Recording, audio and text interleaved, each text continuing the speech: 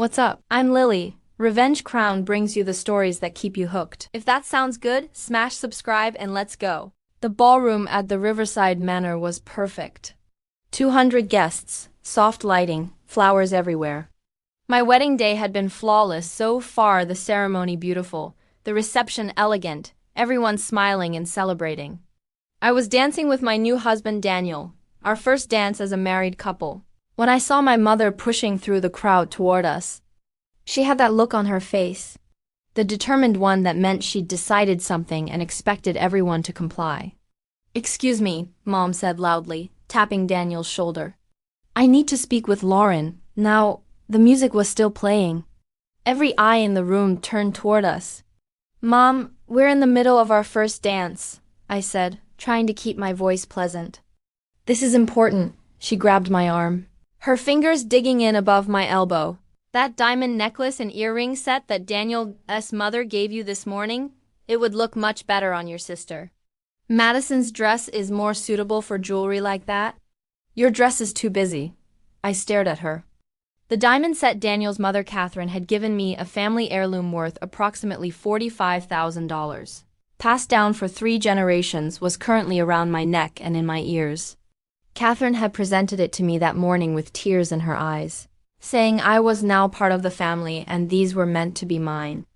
"Mom, these are my wedding gift from my mother-in-law, and they'd look better on Madison," Mom insisted. "She's taking professional photos today for her portfolio. She's trying to break into modeling. She needs to look her best." "You already have Daniel. Let your sister have the jewelry for a few hours. You can share." My sister Madison appeared beside Mom, right on cue. She was 23, 5 years younger than me, and had spent our entire lives being told she was the pretty one while I was the smart one. She never had a job lasting more than 3 months, claiming she was waiting for her big break in modeling or acting or whatever her current fantasy was. "Come on, Lauren," Madison said, reaching for my necklace. "It's just jewelry. Stop being selfish. I need good photos for my portfolio. These diamonds would be perfect." She actually tried to unclasp the necklace from my neck while I was still dancing with my husband. Daniel's hand shot up, catching Madison's wrist. "Don't touch my wife's jewelry." "It's not her jewelry," Mom said. "It's family jewelry." "That means it should be shared." "It's my family's jewelry," Daniel said calmly. "My mother gave it to Lauren this morning. It's Lauren's now." "Not Madison's, not yours. Lauren's." "But Madison needs it more," Mom argued. "Lauren's already married. She doesn't need to look glamorous anymore.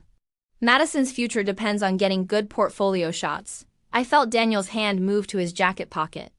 He pulled out a manila envelope, still holding me with his other hand, never breaking our dance position.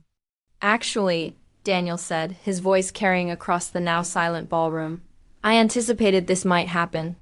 My mother warned me that Lauren's family has a history of demanding her possessions." He opened the envelope and pulled out several documents.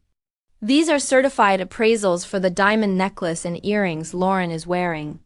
Total value, $47,500. These are also signed affidavits from my mother, witnessed by her attorney, explicitly gifting these items to Lauren Marie Thompson, now Lauren Marie Whitmore, as wedding gifts and personal property. Any attempt to take them would constitute theft." Mom's face flushed. "This is ridiculous."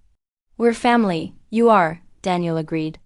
"Which is why I also have these." He pulled out more papers. "These are police reports. 6 of them. Every time Lauren has lost jewelry, electronics, or valuables when visiting your house over the past 8 years. Every time she has replaced something expensive and it's gone missing within weeks of your family knowing about it. Every time Madison has been seen wearing or selling items that mysteriously disappeared from Lauren's apartment." The ballroom was dead silent now. 200 guests watching this unfold. Madison's face went pale. You can't prove." "Report number 1, Daniel continued, his voice level and professional. "Lauren's grandmother's engagement ring disappeared from her apartment in April 2018, 1 week after Madison visited. Security footage from a pawn shop shows Madison selling a ring matching that exact description. The pawn shop still has the transaction record." He pulled out a photo. "Even from several feet away, I could see it was Grandma's ring." "Report number 2, Lauren's laptop Disappeared in November 2018. Madison was house-sitting. The laptop was recovered from a Facebook Marketplace sale sold by someone using Madison's email address. Mom grabbed for the papers. Where did you get these? From public records and the private investigator I hired 3 months ago, Daniel said calmly. When Lauren told me about the pattern of thefts, I wanted documentation before we got married. I wanted to protect my wife. He pulled out another document. This is a restraining order petition, already filled out, ready to file. If anyone in Lauren S. family attempts to take her property, including the jewelry she is wearing right now, I'll file this immediately. It will legally prohibit you from coming within 500 feet of Lauren or our home. You're insane, Mom hissed. This is her wedding.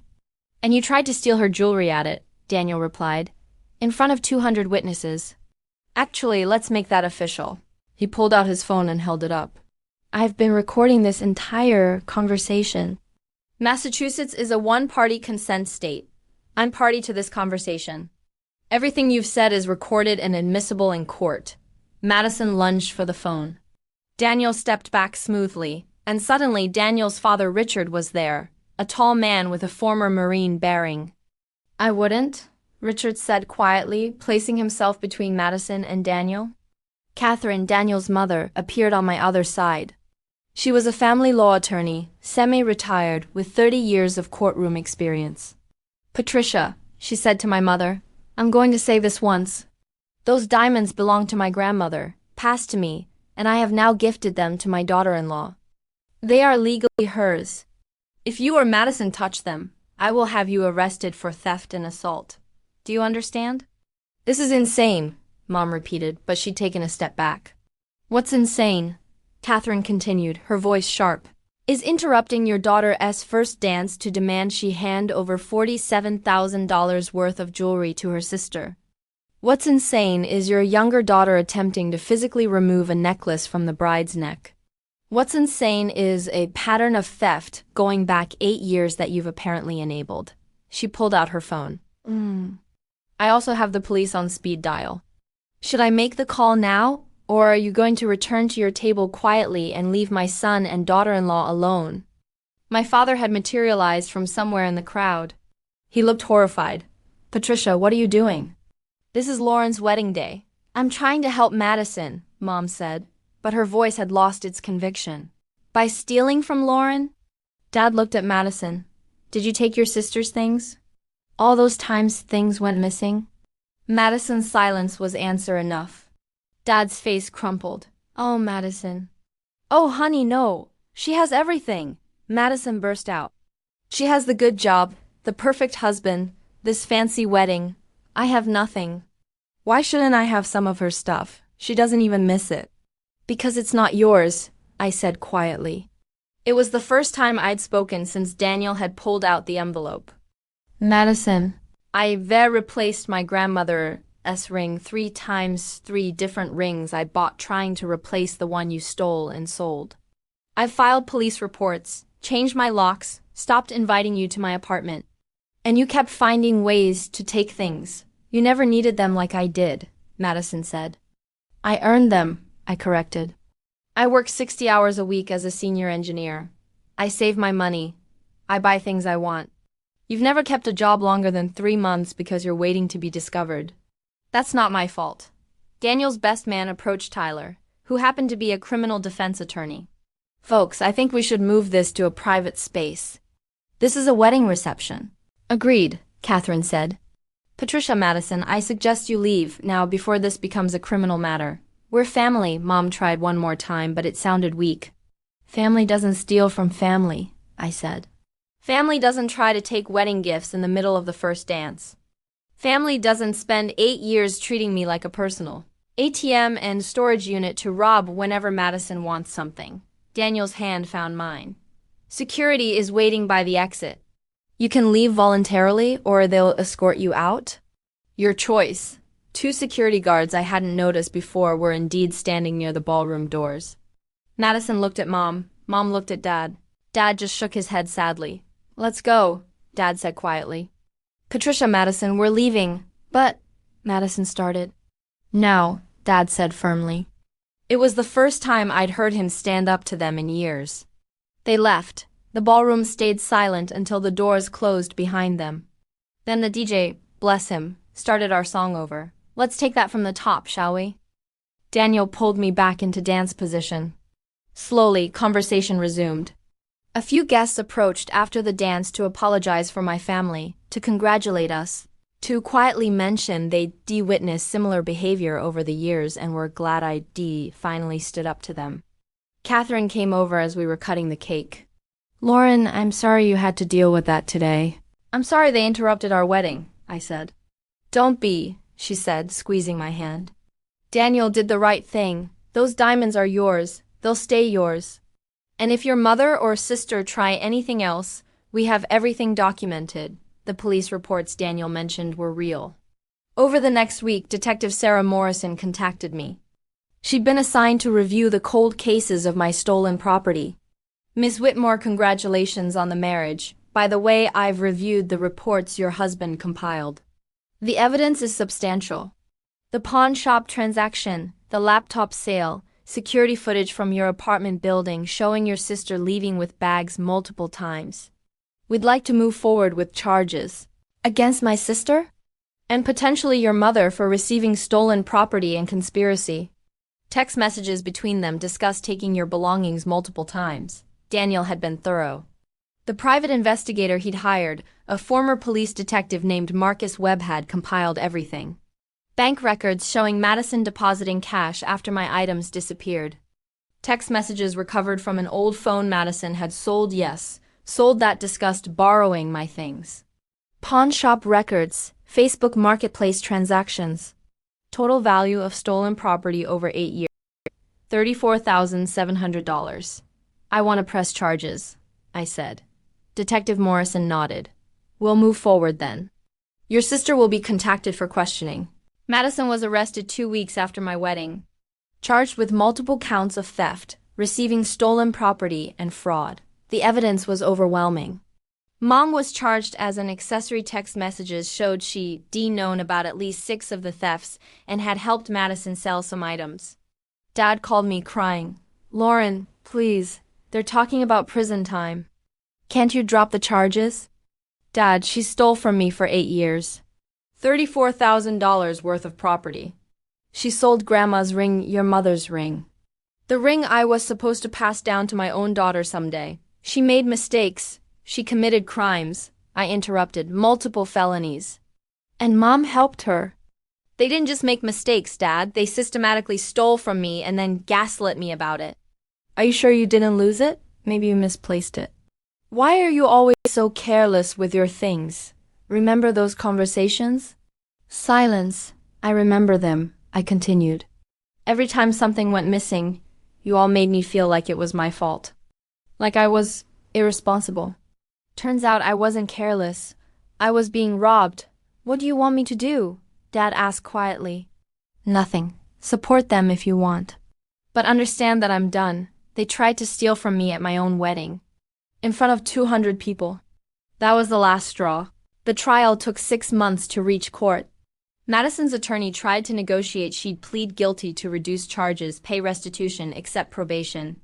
Full restitution plus interest or we go to trial, Daniel told our attorney Jennifer Stone. The math was simple.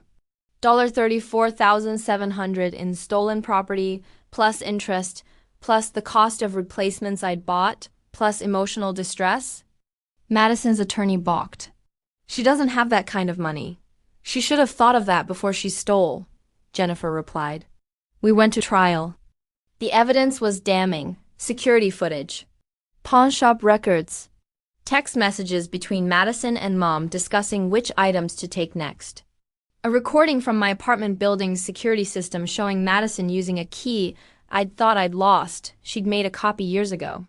The jury deliberated for 3 hours. Guilty on all counts. Madison was sentenced to 18 months in prison. She'd serve at least 9 plus 5 years. Probation and full restitution. Mom got 6 months and 3 years probation for being an accessory. The judge looked at them both during sentencing. You spent 8 years systematically stealing from your daughter and sister. You violated her trust, her home, and her sense of security. You made her doubt her own memory and responsibility. This was cruel, calculated, and motivated purely by entitlement. The sentence reflects the severity of your actions. Dad attended every day of the trial, sitting in the back, looking older and more tired each time. He tried to talk to me once in the hallway. Your mother and sister need help, not prison, he said. They need consequences, I replied. They've had help. They've had chances. They chose to keep stealing. You've destroyed this family. No, Dad, they destroyed it. I just stopped letting them destroy me too. The civil judgment came through. $127,000, split between Madison and Mom jointly and severally. Their wages would be garnished, their assets seized if necessary, until it was paid in full. Madison was released after 11 months. She moved back in with Dad. Mom was still serving her sentence. She got a job at a call center, making $15 an hour. Her paycheck was garnished 25%. At that rate, she'd be paying me back for the next 30 years. Mom was released after 4 months. She couldn't find employment. The criminal record made it nearly impossible. Her Social Security wasn't enough to garnish significantly. The first restitution payment arrived 60 days after Madison's release. $347.5. Oh, I put it in a savings account. Every payment that arrived went in there. The account grew slowly, $347.50 per month when Madison was working, nothing when she wasn't. 2 years after the wedding, Madison sent a letter to our house. Daniel opened it first. We'd agreed he'd screen any communication from my family. She wants to apologize, he said, reading it. Says she's in therapy, realizes what she did was wrong. Hopes you can forgive her someday. Does she offer to pay back the money faster? No, then I'm not interested, I said. 3 years after the wedding, I got pregnant. We didn't tell my family. Daniel's parents were overjoyed. They'd be grandparents for the first time. Dad somehow found out and sent a card. Congratulations, I'd love to meet my grandchild someday. I know what your mother and sister did was wrong, but I hope you can find it in your heart to let me be part of this baby's life. I didn't respond. 4 years after the wedding, we had our daughter, Emma Catherine Whitmore, named after both our grandmothers. She wore the diamond earrings, tiny studs made from stones taken from the original set, resized for a baby. Catherine had them made specially. Now they're truly hers, Catherine said, tears in her eyes. 4th generation. As they should be. Madison sent another letter. I heard you had a baby. Congratulations. I'm an aunt now. I'd love to meet her. I threw it away. 5 years after the wedding, Daniel got a promotion. We bought a bigger house in a better neighborhood with excellent schools. We didn't tell my father our new address. He showed up anyway, somehow having tracked us down. He stood on our front porch with a wrapped gift. I just wanted to meet my granddaughter, he said through the doorbell camera. No, I said through the speaker. Lauren, please. I'm your father. You're the man who watched your wife and younger daughter steal from me for 8 years and did nothing. You're the man who asked me to drop charges after they tried to rob me at my own wedding. You're the man who called me cruel for pressing charges. That's not a father. That's an enabler. I'm sorry, he said, and he was crying. I'm so sorry. I didn't know how bad it was. You knew enough, I said. You chose sides. You chose wrong. Goodbye, Dad. I turned off the camera. Daniel held me while I cried. Emma, now 1-year-old, played with her blocks, oblivious to the pain her mother carried. 7 years after the wedding, the restitution balance was still $103,400. Madison had lost jobs, moved states, disappeared for months at a time. The payments were sporadic, sometimes $347.50, sometimes nothing for 6 months. I'd long since accepted I'd never see all the money back. But I kept the account, and every payment that did arrive felt like validation, like proof that what happened wasn't in my head, that I wasn't crazy for feeling violated, that the theft was real, the damage was real, and consequences were real. 10 years after my wedding, Daniel and I threw a 10th anniversary party. Smaller than the wedding, just close friends and his family. Emma was 6 now, funny and bright and obsessed with dinosaurs. Catherine pulled me aside during the party. Have you heard from them at all? The restitution payments come sporadically, I said. That's it. Do you think about forgiving them?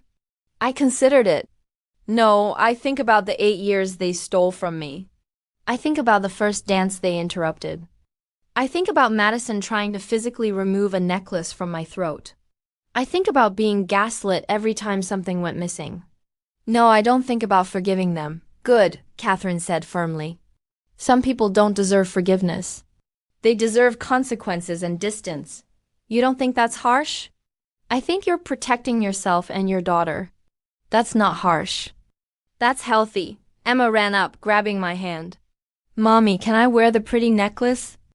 The diamond necklace, safely locked in our home safe, was brought out on special occasions. Emma loved looking at it, though she was too young to wear it yet. When you're older, I promised.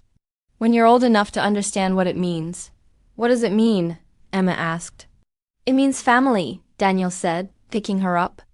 Real family. People who love you and protect you and want you to have beautiful things. Not people who try to take your beautiful things away. Like Grandma Catherine? Emma said. Exactly like Grandma Catherine, I confirmed. Emma didn't know about my mother or sister. She knew Daniel's parents, his siblings, our friends. She had a big, loving, chosen family. She didn't need the biological one that had spent years hurting me. They tried to give my wedding jewelry to my sister during the first dance. They tried to steal a family heirloom worth $47,000 in front of 200 people because they thought I should. Cher and Madison needed it more. They underestimated Daniel. His preparation, his documentation, his absolute refusal to let anyone hurt me. The envelope he pulled out contained proof of 8 years of systematic theft, the restraining order petition that stopped them cold, the appraisals that proved the jewelry's worth, the police reports that led to arrests. Madison served time. Mom served time. They owe me money they'll probably never fully repay. And I have peace. Peace in my marriage, my home, my daughter, my life. Peace in knowing I stood up for myself. Peace in knowing that being family doesn't excuse criminal behavior. Peace in knowing my daughter will never grow up feeling obligated to let people steal from her just because they re-related. The diamonds sit in our safe, waiting for Emma to be old enough to wear them. When she is, I'll tell her the whole story.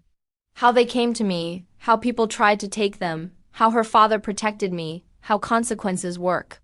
She learned that some people will always want what you have. That being related doesn't make them entitled to it. That standing up for yourself isn't cruel, it's necessary. Those are the real family jewels I'll pass down. Not just diamonds, but boundaries, self-respect, and the knowledge that you deserve to keep what's yours. That's the inheritance that matters.